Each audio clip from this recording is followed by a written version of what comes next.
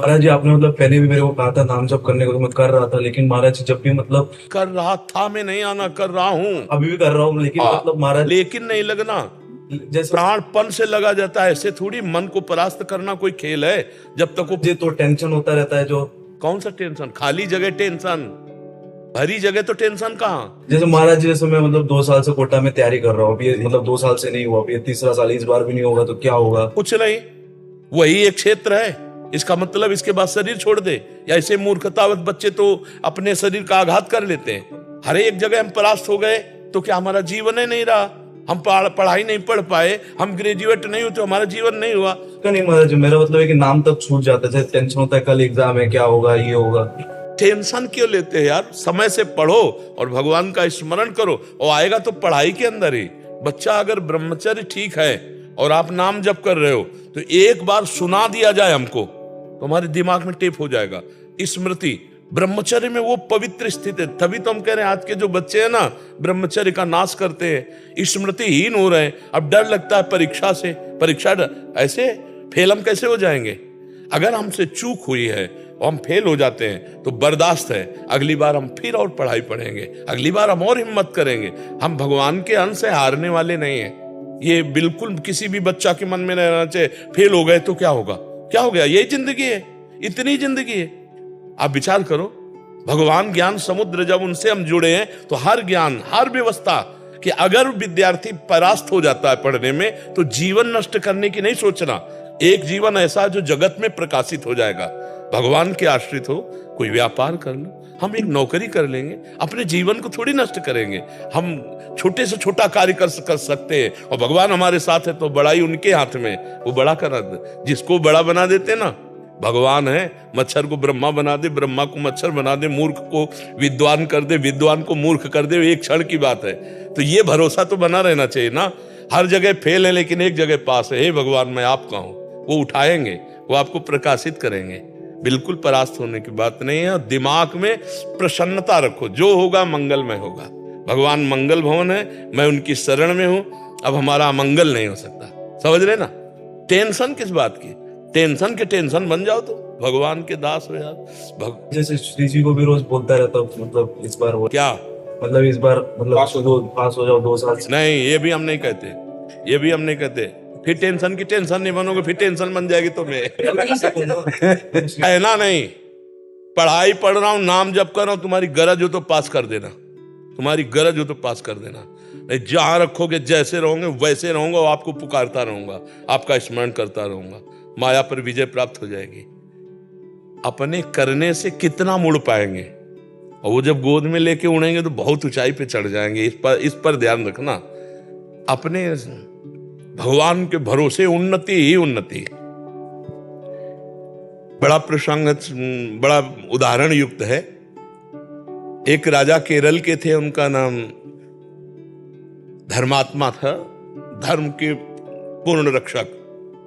अन्य 4-5 राजाओं ने मिलकर चढ़ाई कर दी और उनको पता नहीं था। धार्मिक राजा थे, उनको पता नहीं था।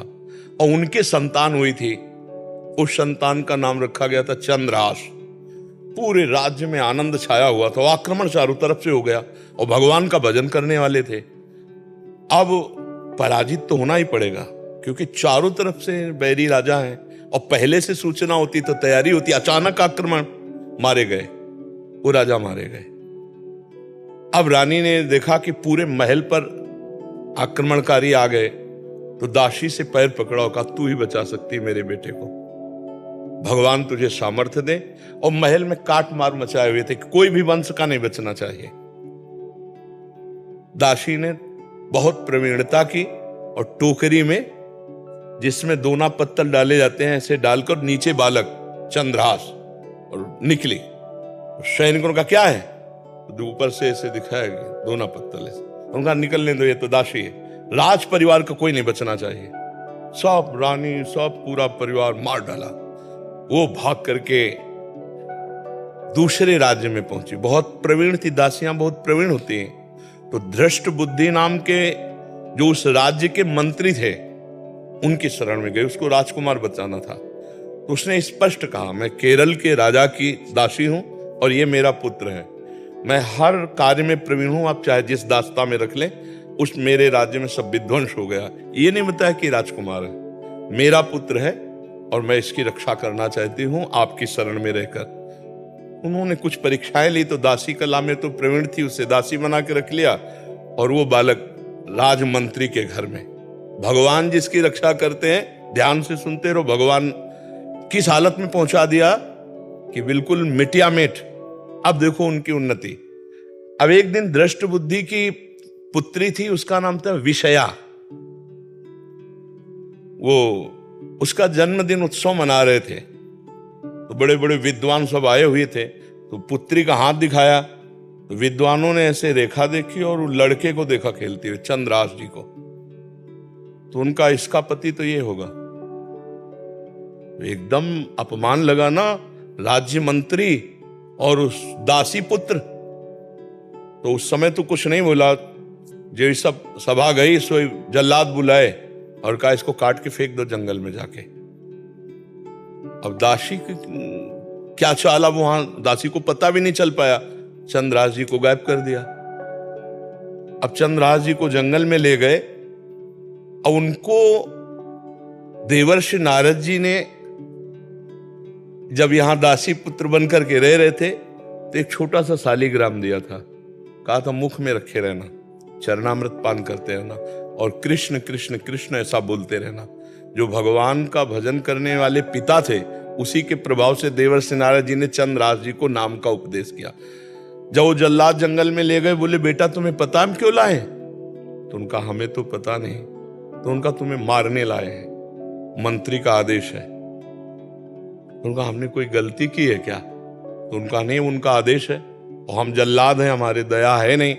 पर तुम्हें देखकर ऐसा लगता है कि क्यों मारूं, पर तुम्हें छोड़ दूंगा तो हमारी नौकरी चली जाएगी, हमें फांसी में चढ़ा देंगे। मैं मारूंगा नहीं तुम्हें। उन्होंने देखा तो 6 अंगुली थी, 1 अंगुली काट ली और कहा राजा को दिखाऊंगा जाके कि तुम्हारा वध कर दिया, पर तुम यहां से भाग जाओ। तो काटने से खून निकला, वो वहीं मूर्छित होके गिर गए। कृष्ण कृष्ण कृष्ण कृष्ण कृष्ण, और वो जल्लाद वापस अंगुली दिखाए कि मैं उनको मार डाला हूं। हुमा नाम का एक पंक्षी होता है पहाड़ में, वो परम पवित्र, अगर अपने पंख कर ले तो राजलक्ष्मी उसके चरणों में आ जाए। वो आकर के बैठ गया चंद्रहास जी के ऊपर। हुमा नाम का पंक्षी ये पहाड़ों में होता है, भगवत प्रदत्त किसी भाग्यशाली के ऊपर उसका। अब वो अपनी छाया में उनका वो मूर्छित बेहोश, कोई जंगली पशु ने अटैक नहीं किया चंद्रहास जी पर। इतने में चंदनवती नाम के राज्य का छोटा राजा, दृष्ट बुद्धि जो बादशाह के मंत्री थे, उनके यहां वो कर देने जा रहा था। तो उसने बहुत आराधना की थी लेकिन पुत्र नहीं हुआ था। तो रास्ते में दृष्टि गई कि हुमा नाम का पंक्षी किसको घेरे हुए। तो जब गए तो देखा चंद्रहास जी सुंदर राजकुमार और अंगुली कटी हुई, तुरंत पट्टी बांधी और लेकर के वापस चले गए।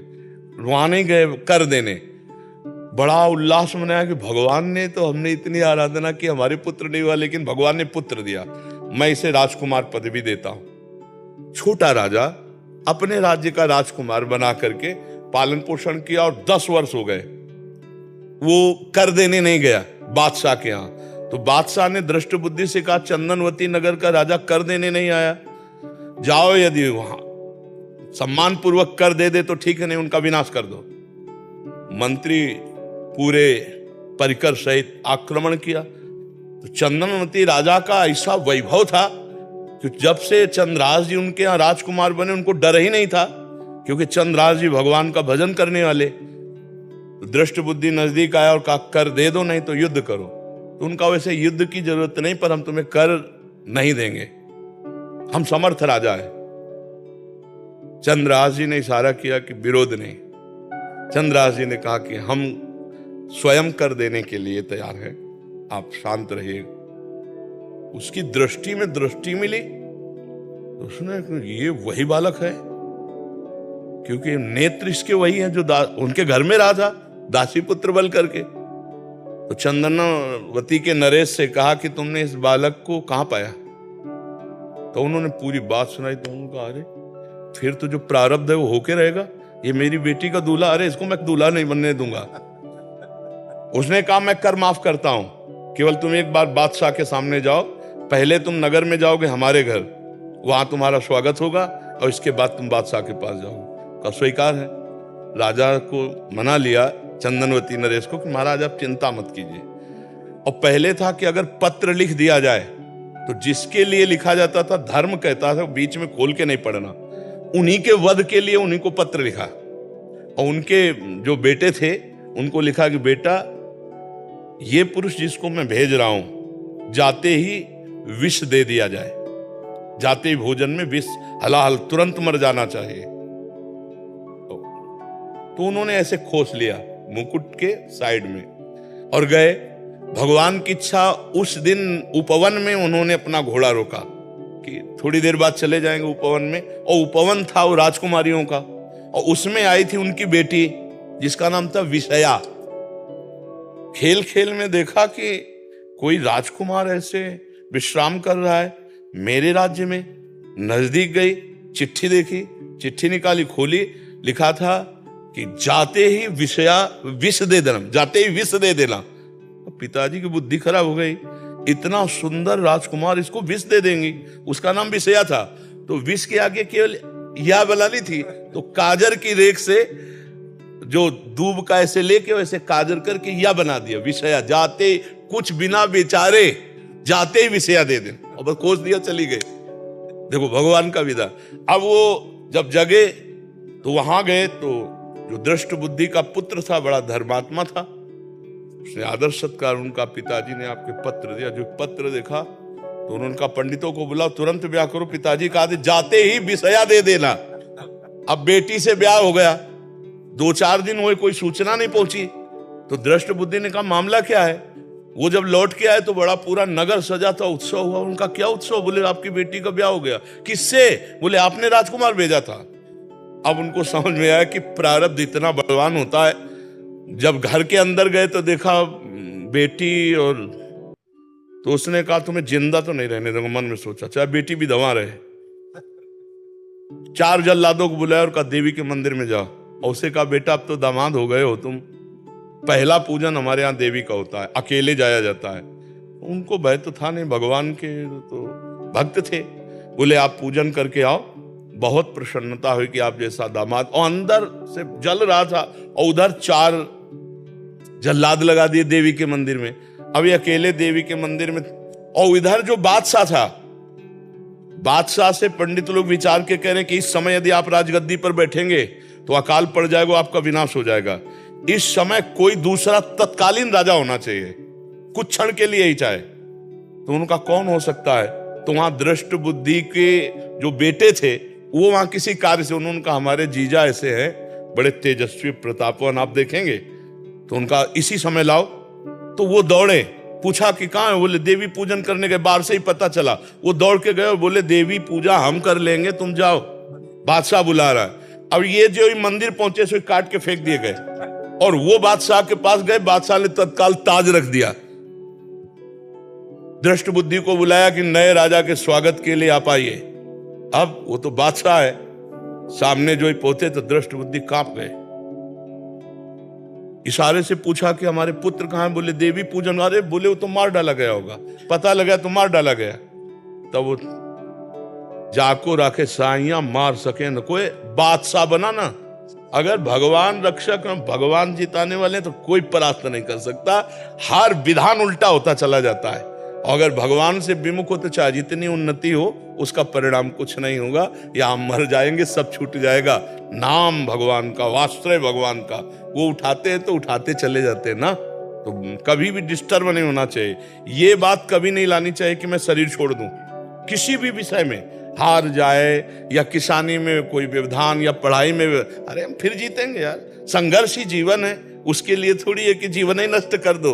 तो जीवन नष्ट करने के बाद वहां कोई विश्राम स्थल थोड़ी बना है, फिर भेज दिए जाएंगे नीची योनियों में।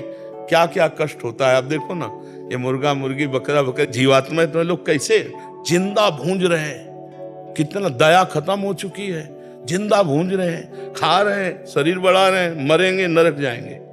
तो हमें कोई मनुष्य जन्म मिला है, अब इतना भजन कर लेना है कि इससे नीचे न गिरे। अगर चांस मिले तो पुनः मनुष्य बने और धर्म पूर्वक अपने राष्ट्र की सेवा करें, समाज की सेवा करें, भगवान का भजन करके जीवन पवित्र बनावें।